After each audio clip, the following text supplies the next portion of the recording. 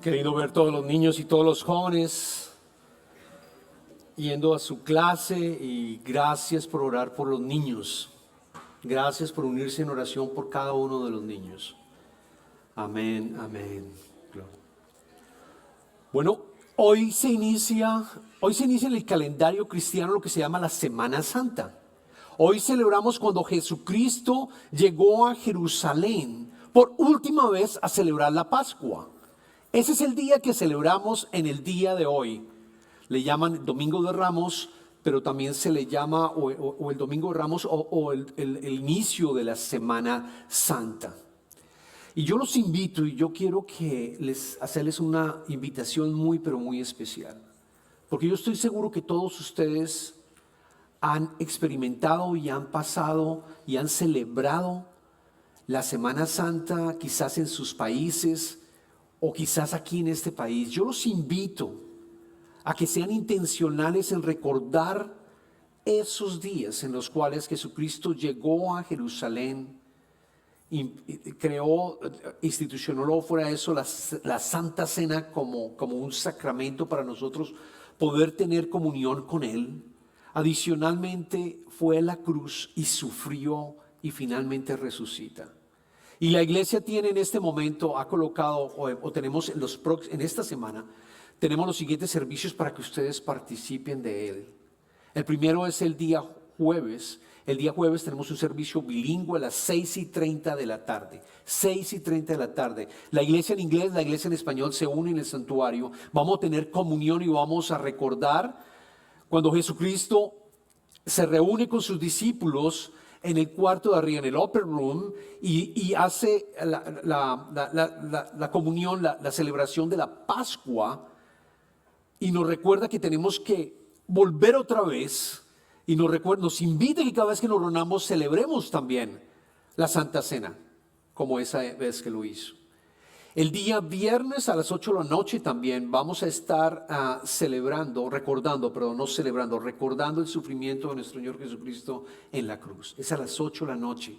Y vamos a recordar las 7 frases que Jesucristo dijo antes de dar su espíritu, entregar su espíritu al Señor. Y por supuesto, el día domingo a la 1 de la tarde, la resurrección de Jesucristo. Los invito a que participen de esos días realmente con intencionalidad, con intención.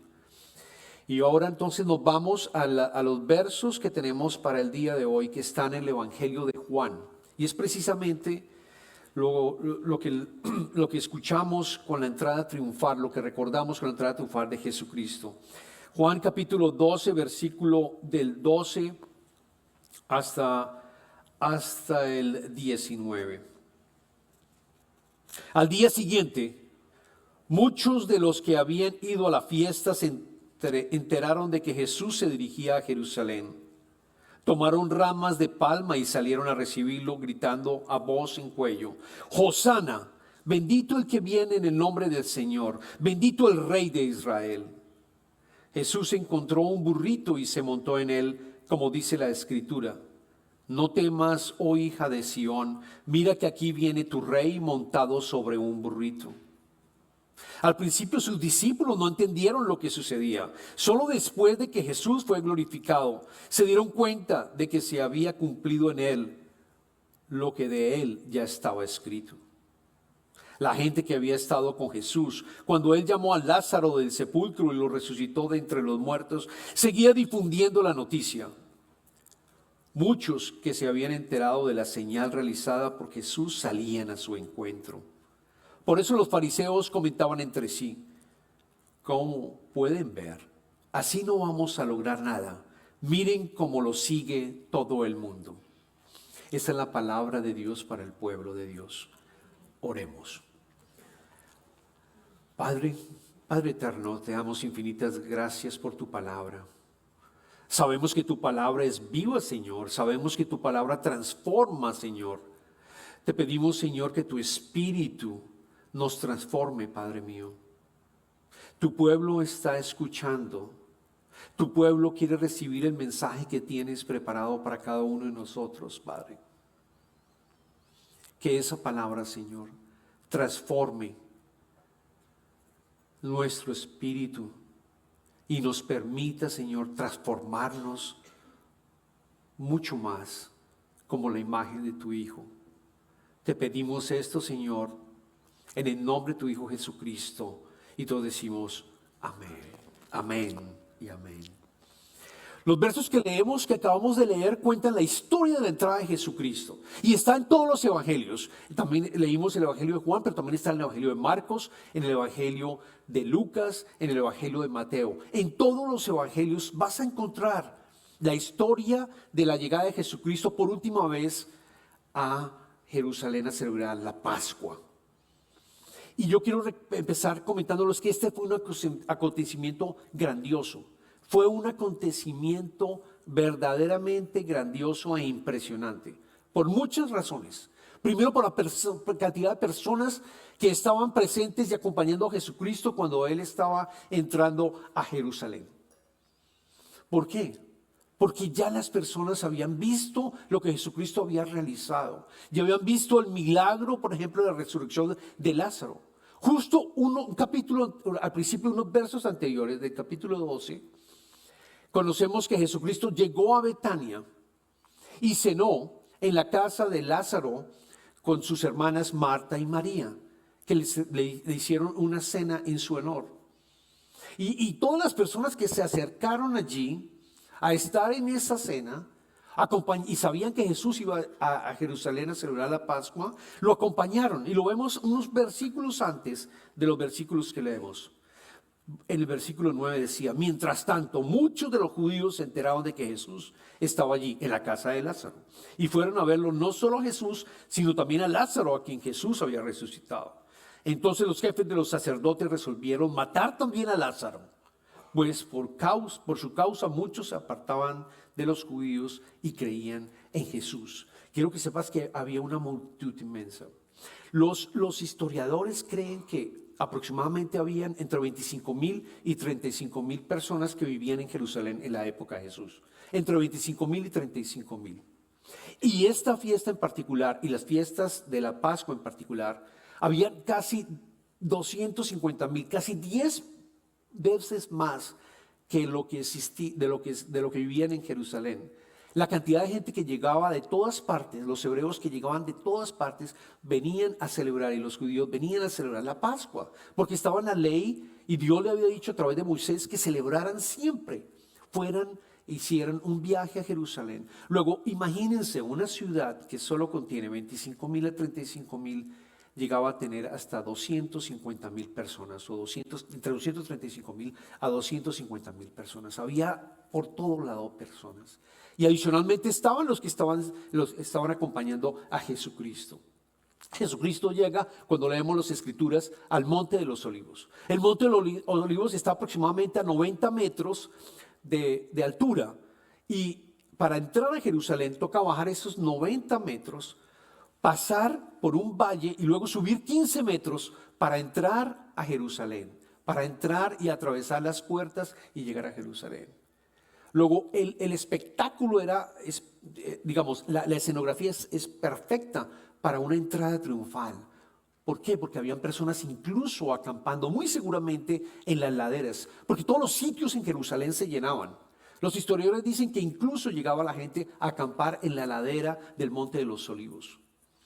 Es como si hoy en día, estaba pensando, es como si hoy en día ustedes en sus países, o aquí o en sus países, están celebrando, no sé, la independencia, por ejemplo, del 4 de julio aquí en este país, o quizás en tu país un presidente que tú has visto que ha obrado bien, un recién presidente que ha hecho cosas bien por el pueblo, y todos salen en masa, no se quedan en sus casas y cogen pancartas y cogen banderas y salen a decirle: qué bien que lo estás haciendo, qué bien que estás trabajando por nosotros. Algo similar estaban experimentando estas personas, salieron de sus casas y salieron a agradecerle a Jesucristo por lo que estaba haciendo, porque creían que era el Mesías. Se dieron cuenta de todo lo que Jesucristo había hecho. Habían estado quizás en la multiplicación de los panes. Sabían que Jesucristo tenía poder divino. Este es el Mesías. Este es el que nos va a liberar del imperio romano. Este es el que va a cambiar las cosas para nosotros. Tenían la expectativa colocada en Jesucristo. Y eso es lo que vamos a ver en el día de hoy, que estamos cerrando la serie Disposición del Corazón. Vamos a aprender cómo tener una disposición del corazón expectante. Es decir, que tiene la expectativa que Dios va a responder y va a obrar en nuestras vidas.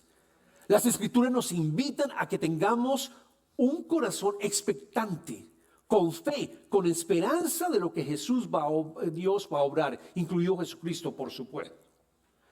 Entonces, cuando Jesucristo estaba bajando, perdóname, cuando todos estaban bajando de esa loma, todos empezaron a cantar uno de los salmos, el Salmo 118, que se utilizaba cuando los judíos iban llegando para las fiestas que se celebraban en Jerusalén. O cuando el rey David también llegó, por ejemplo, a Jerusalén victorioso después de haber tenido un triunfo. Y cantaban los siguientes diciendo a voz de cuello cada una de las personas: Hosana, bendito el que viene en el nombre del Señor, bendito el Rey de Israel. La palabra Hosana en hebreo es Hosaná, que significa da la salvación ahora, sálvanos ahora.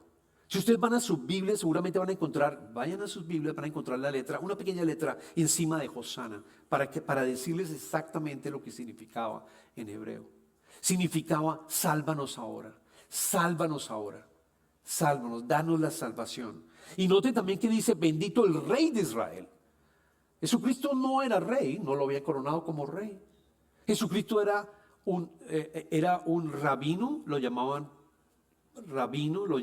también profesor, lo llamaban también teacher en inglés, lo llamaban alguien que enseñaba las Escrituras, pero todavía no era considerado un rey. Sin embargo, el pueblo lo vio, lo estaba viendo como el rey, como el Mesías de nuevo que iba a liberar a todo el pueblo de Israel. Estaban realmente contentos de poder experimentar. Finalmente se acabó el abuso del imperio romano, se acabó todo ese abuso que han estado. Él nos va a liberar, Él va a colocar orden en todo el pueblo de Israel. Pero iba en un burrito. Jesucristo no llegó en un caballo brioso, porque cuando nosotros leemos las Escrituras, normalmente el rey que ganó una batalla llega en un caballo brioso alto.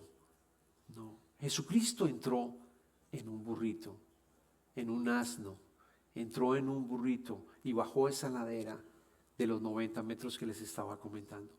Y lo hizo precisamente para cumplir las escrituras del profeta Zacarías, una de las tantas mesiánicas que están escritas sobre Jesucristo. ¿Por qué? Porque Zacarías, el profeta Zacarías, escribió 500 años antes de que ocurriera la entrada de Jesucristo. 500 años antes de que entrara la entrada de Jesucristo, escribió en el capítulo 9. Dios habló a través del profeta y está escrito. Dice: alégrate mucho, hija de Silón, grita de alegría, hija de Jerusalén. Mira, tu rey viene hacia ti justo, salvador y humilde. Viene montado en un asno, en un pollino, cría de asna. Si hija de Sión es también el nombre que se le da a Jerusalén. Luego lo recalca: alégrate mucho, hija de Sión, grita de alegría, hija de Jerusalén, hija de Jerusalén. Se cumplieron las Escrituras. 500 años antes de que ocurriera, ya Dios había a través del profeta Zacarías escrito que él vendría, el Mesías vendría montado en un burrito. Ahora, cuando yo leo las Escrituras y pienso en un burrito, en las Escrituras, en los otros evangelios, aquí dice que Jesucristo se encontró un burrito o consiguió un burrito, pero no es claro en cómo lo consiguió. En los otros evangelios, ustedes pueden ir a leerlo ahora que van a sus casas después, pueden llegar a leerlo y entender que Jesucristo había enviado a 2 discípulos. En todos los evangelios dice, dio discípulos para que fueran a conseguir un burrito que nadie, absolutamente nadie lo había montado. Y le dijo a los 2 discípulos: vayan a un sitio, allá van a encontrar a alguien y díganle que tiene un burrito amarrado y díganle que el Señor lo necesita. Y efectivamente así fue como ocurrió. O sea, 2 discípulos fueron y encontraron el burrito que nadie lo había montado y se lo llevaron a Jesucristo para que Él entrara y pudiera cumplirse la profecía. Yo no conozco de animales mucho. Recuerdo que mi papá tenía una finca en Colombia y tenía un ganado, no mucho ganado, pero algo que yo sí sabía claramente es que un caballo o un asno no se puede montar si nadie lo ha montado para llevar a cabo algún tipo de para transportarse. Se requiere que sea domado. A mí me fascina el hecho de pensar que Dios, Jesucristo, ha hecho hombre. Hasta, por supuesto, la creación lo obedecía, incluso un animal, un asno que nadie lo había montado. Que seguramente si tú tratas de hacerlo, te va a terminar vas a terminar en el suelo viendo toda esa cantidad de personas que estaban gritando con sus palmas y tirándole al frente del animal, Hosana, Hosana, porque gritaban al cuello. Seguramente ese animal no iba a obedecer, ni nos iba a obedecer, pero claramente es Dios el que estaba allí. Es Dios el que estaba allí y el animal responde y el animal obedece, permitiendo que Jesucristo pudiera entrar a Jerusalén. Pudiera entrar a Jerusalén.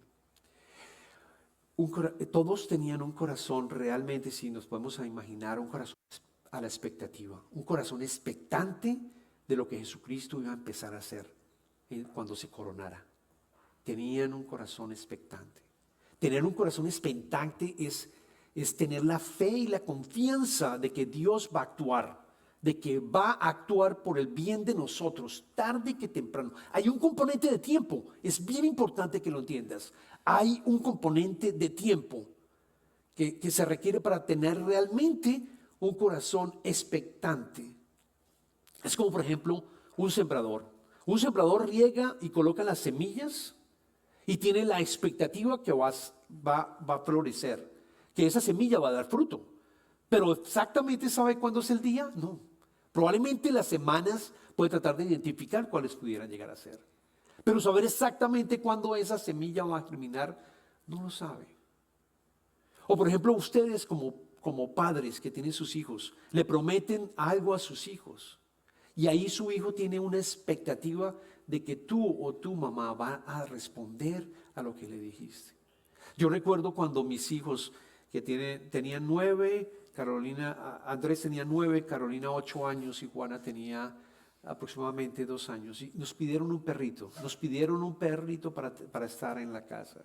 Y nosotros debatíamos con Ani, un perrito, esto no va a ser fácil de manejar. Y finalmente decidimos aceptarlo. Les dijimos, bueno, que le vamos a dar un perrito. Y les dimos la expectativa a ellos de que les íbamos a conseguir un perrito. Y les colocamos las condiciones. Vamos a buscar la mejor raza que nosotros podamos encontrar para la edad de ustedes, que no los vaya a hacer ningún tipo de daño.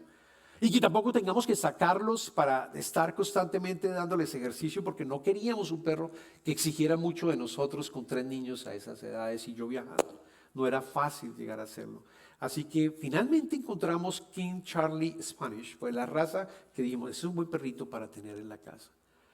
Y durante todo este tiempo la expectativa de ellos era muy, pero muy fuerte. Ustedes podrán imaginar cuándo va a ser. ¿Cuándo va a ser? Ya consiguieron la raza, ya consiguieron el sitio.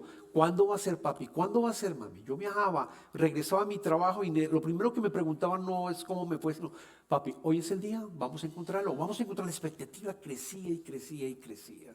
Hasta que finalmente pues, lo hicimos. Pero esa es la expectativa de un corazón, esa es la actitud de un corazón expectante, sabiendo que tu papá y tu mamá no te van a defraudar, pero que hay un componente en el tiempo importante. Porque aprendemos en esa espera y lo vamos a ver claramente en las Escrituras. Lo primero que podemos aprender para tener realmente un corazón expectante, de acuerdo a las Escrituras, lo primero es un corazón expectante, reconoce las señales de Dios, aunque no las entienda del todo. El primer mensaje que quiero que te lleves, un corazón expectante reconoce. Tú reconoces las huellas digitales de Dios en tu vida. Tú reconoces lo que Dios ha hecho. Y te invita a que tú tomes un libro y lo abres y escribes. Escribes lo que Dios ha actuado y cómo ha actuado en tu vida. Por supuesto, hay momentos en los cuales las oraciones no fueron respondidas. Pero también vale la pena escribir que allí tú le pediste incansablemente y no respondió al Señor. Pero te aseguro que si tú sigues meditando, tú vas a entender. Tú vas a entender por qué no respondió. Tú vas a entender ¿Por qué motivo no hubo una respuesta como tú esperabas? Porque probablemente la respuesta sí la hubo, pero no como tú lo estabas esperando. Luego, lo primero, un corazón expectante reconoce las señales de Dios, aunque no las entienda del todo. Eso le pasaba a los judíos que estaban allí presentes. Eso les ocurría, porque vemos en el verso 16 que las mismas escrituras dicen. El apóstol Juan dice, al principio sus discípulos no entendieron lo que sucedía. Solo después de que Jesús fue glorificado se dieron cuenta de que se había cumplido en él lo que de él ya estaba escrito.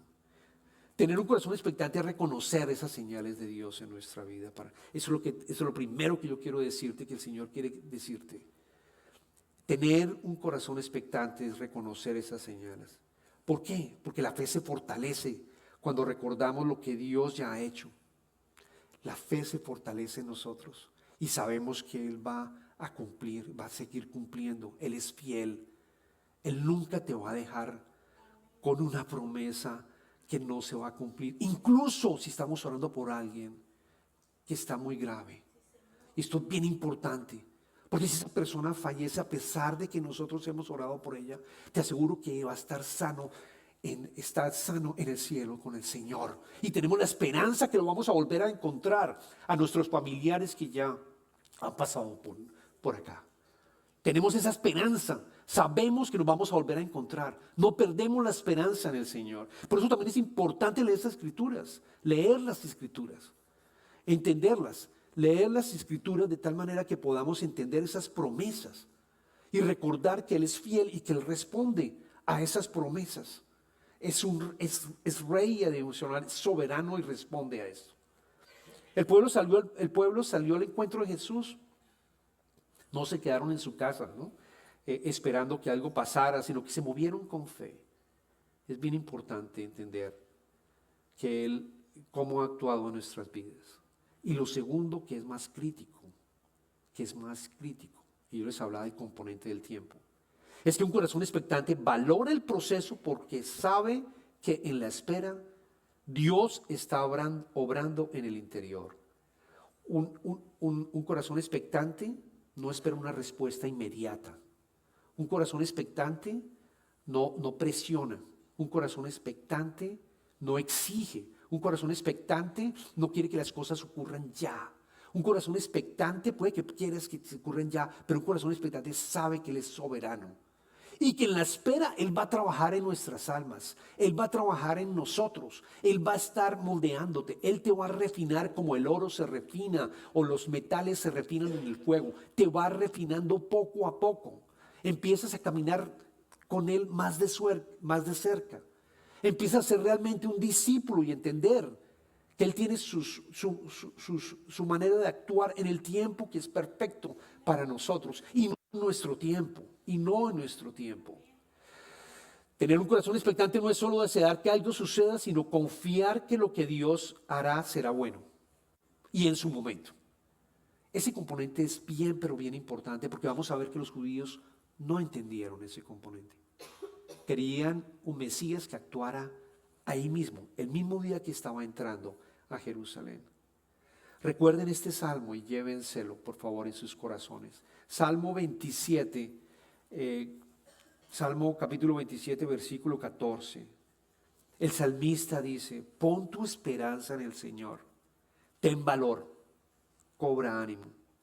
Pon tu esperanza en el Señor, el salmista repite por segunda vez. Pon tu esperanza en el Señor, por segunda vez. Es posible que tú estés en este momento esperando que el Señor actúe. Y el salmista te pide, te invita a que tengas valor, a que esperes en Él, en su tiempo, porque Él obra y habrá aquellos que lo siguen para precisamente el bien de cada uno de los que lo siguen. Ten la certeza que Él va a actuar a su debido momento, no quizás como estás esperando una respuesta, pero Él va a responder a su debido momento, en el tiempo de Él. Un corazón expectante, recuerden, no exige sino que espera.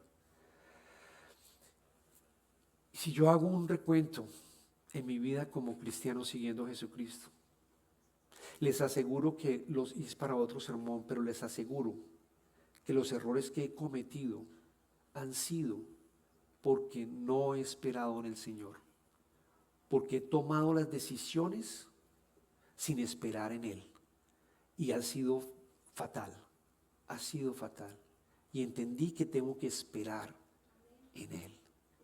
Los peores errores en mi caminar cristiano, lo repito, han sido cuando no esperé en el Señor, sino quise ayudarle al Señor tomando decisiones que no eran parte del plan que Él tenía para mí. Gloria a Dios, que al final todo salió bien, pero sí hubo momentos difíciles, precisamente por tratar de ayudarle a Dios. Lo vemos en el caso de Abraham. Abraham a sus 75 años, escuchen bien, a sus 75 años fue llamado a ser padre de múltiples naciones, por múltiples naciones. Todas las naciones de la creación. Ser el padre de esas naciones. Y que iba a tener un hijo y a través de su descendencia iba a ser. Cuando él era, la esposa era estéril, Saraí es estéril, tenía 75 años. Esperó 11 años. Tuvo un corazón expectante para que el Señor respondiera. Duró 11 años y finalmente quiso intervenir. Metió la mano en el plan de Dios. ¿Y qué hicieron? Abraham tuvo un hijo como sabemos, con la esclava Agar. Y al final, ¿qué pasó? Tuvo que esperar 14 años más. Dios lo invitó a pasar 14 años más de espera, hasta que finalmente tuvo el hijo prometido. 25 años esperando. 25 años esperando. Pero gracias a esa refinación que tuvo, Abraham es considerado el padre de la fe, nuestro padre de la fe. ¿Quién dice amén? Nuestro padre de la fe, en que podemos aprender de él. Podemos aprender de él en la espera. Siempre confiando y teniendo fe y esperanza en que Él va a actuar. Igual con Moisés. Moisés, siendo hebreo, se dio cuenta cómo estaban siendo maltratados los hebreos en Egipto. Y mató a una persona, escondió el cadáver y después estuvieron tras de él y él tuvo que escapar. Pero quería en su corazón servirle al Señor y liberar a los hebreos de la esclavitud. ¿Cuánto le tocó esperar? 40 años le tocó esperar hasta que finalmente Dios lo llama. Lo llama para que rescate a todo el pueblo de Israel. ¿Y saben cómo es considerado Moisés? Moisés es considerado el hombre más humilde. Números 12:3 dice, Moisés era muy humilde, más humilde que cualquier otro sobre la tierra. ¿Ves cómo nos transforma? Tener un corazón expectante no es buscar las respuestas inmediatas, no exigir respuestas. Tener un corazón expectante es saber que en la espera Él trabaja. Con nuestro corazón, con nuestro espíritu, nos transforma.